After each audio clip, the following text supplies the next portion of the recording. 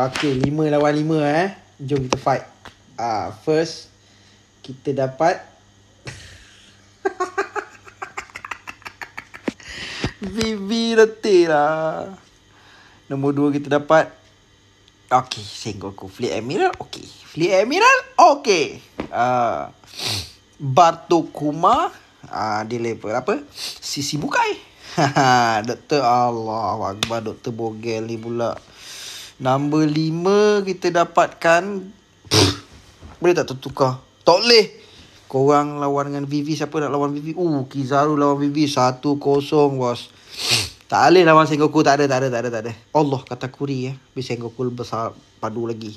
Satu sama Bartolomeo dia hantar gap cerita dia 2-1.